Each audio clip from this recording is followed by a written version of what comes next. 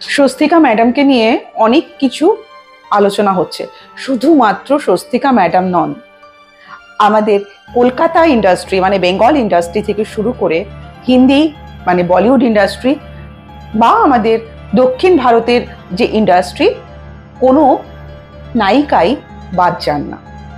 এবারে কিছু জিনিস নিয়ে আমি আলোচনা করতে চাইছি, আমার মনে হয় আপনারাও আমার সাথে সহমত হবেন। প্রত্যেকটা মানুষের, আমি বারে বারে বলি, প্রতিটা মহিলার জীবনে মানুষরা বাজে মন্তব্য করে থাকেন, সকলে নয় বাট বেশিরভাগই। এখানে কিছুদিন ধরে আমি দেখতে পাচ্ছি যে স্বস্তিকা ম্যাডামকে একটা কমেন্ট করা হচ্ছে, একটা নয় নানা রকম কমেন্ট করা হয়। শুধুমাত্র স্বস্তিকা ম্যাডাম নয়, আমি কিন্তু বারে বারে বলছি যে আপনার বয়স হয়ে যাচ্ছে। আমি তো ভালো করে বলছি, অনেকে আরো নোংরা ভাবে কথা বলছে যে আপনি বুড়ি হয়ে যাচ্ছেন বা কিছু। প্রথম কথা, আমি একটা কথা আপনাদের সকলের কাছে বলতে চাই, প্রত্যেকটি মহিলা হোক বা পুরুষ, প্রত্যেকেরই একটা করে আলাদা আলাদা প্রফেশন আছে, রাইট? কেউ টিচার, কেউ লেখক, কেউ অ্যাক্ট্রেস। তো সেক্ষেত্রে প্রত্যেকেই প্রত্যেকটা জায়গা যাদের যাদের প্রফেশন, সেখানে তাদেরকে নানা রকম তাদের নিজের সমস্ত রকম কাজগুলো করে যেতে হয়। একটা টিচার, সে যদি সঠিকভাবে ক্লাস না করান তাহলে তাকে কেউ পছন্দ করবেন না। ঠিক সেরকমই একজন অভিনেতা বা অভিনেত্রী, তারা তাদের প্রফেশন প্রয়োজন অনুযায়ী যে সমস্ত তাদেরকে অভিনয় করতে হয়, তাদেরকে সেগুলো করতে হয়। এরপরে কথা হচ্ছে, তার জন্য নানা রকম কুমন্তব্য তো করাই হয়। এছাড়া যেটা হচ্ছে, আমাদের প্রত্যেকে বলছেন বয়স হয়ে যাচ্ছে বা বুড়ি হয়ে যাচ্ছেন বা আরো কিছু। একটা কথা বলি যে প্রতিটা মানুষ যখন জন্মায়, পৃথিবী তো নিজের তালে তো চলছে, নিজের ছন্দে তো চলছে, কেউ ছোট হয় না। প্রত্যেকটা মানুষ আস্তে আস্তে বয়সের দিকে যেতেই থাকেন। তো যে মন্তব্য করেছেন তিনিও নিশ্চয়ই একদম ছোটর দিকে যাচ্ছেন না। স্বস্তিকা ম্যাডাম ভালোই উত্তর দিয়েছেন, কিন্তু তা সত্ত্বেও আমাদের মনে হয় আমাদের প্রত্যেকেরই এর একটা প্রতিবাদ করা উচিত। আমি যখন একজন মহিলা, তো অবশ্যই আমি প্রতিবাদ করব। বয়স হয়ে যাওয়ার পরও তারা কিভাবে নিজেদেরকে সেই জায়গায় টিকিয়ে রেখেছেন, সেটা অনেক প্রশংসনীয়। অনেকেই আছেন কম বয়সেই ভীষণ মানে বয়সের মতন লুক হয়ে যায়। এই বয়সের মেয়েদের যদি এজে মানে একটু বয়স হয়ে গেলে তারা যদি ইয়াং থাকতে পারেন, তাহলে তার থেকে তো ভালো কিছু নয়। কারণ প্রতিটি মানুষের বেঁচে থাকার অধিকার আছে।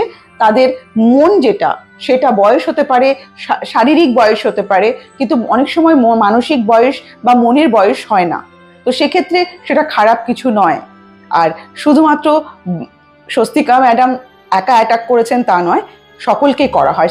এখন আমি আপনাদেরকে বেছে বেছে তিনজনের নামই বলবো, যাদেরকে নিয়ে কিছু সাধারণ মানুষ যারা কুমন্তব্য করে থাকেন।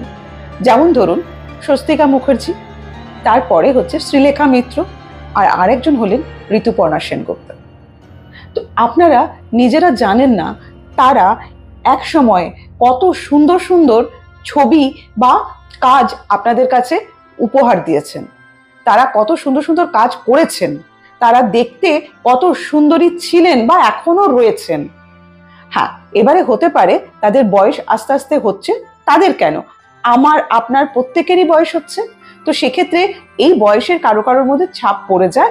কখন না, হতে পারে তাদের শারীরিক কোনো প্রবলেমের জন্য, হতে পারে মানসিক কোনো প্রবলেমের জন্য, হতে পারে প্রতিটি মানুষের কিছু না কিছু প্রবলেম থেকেই থাকে।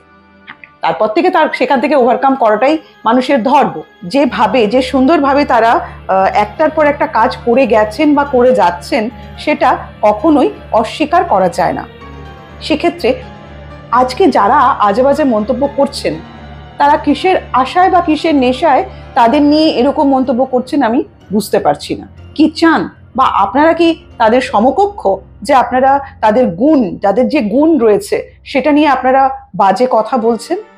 কখনোই সেটা কাম্য নয়।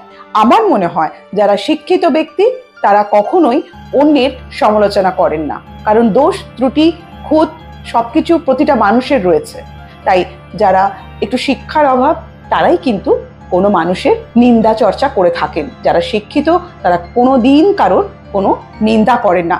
ভিডিও ভালো লাগতে নাই পারে, তাকে দেখতে ভালো লাগতে নাই পারে, কিন্তু বাজে কমেন্ট তারা করবেন না।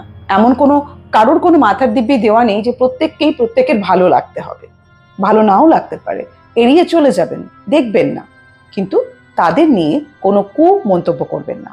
হ্যাঁ, আজকে আমি বাংলা ইন্ডাস্ট্রি নিয়ে বলছি, শুধুমাত্র বাংলা ইন্ডাস্ট্রি নয়, সমস্ত ইন্ডাস্ট্রিতেই এরকম নোংরা কথাবার্তা বলে থাকেন কিছু সাধারণ পাবলিক। যাই হোক, আমার খুব খারাপ লেগেছিল এই কমেন্ট পড়ে, আমার খুব খারাপ লাগেও এরকম কেউ যদি কারোর সম্বন্ধে কোনো কমেন্ট করে।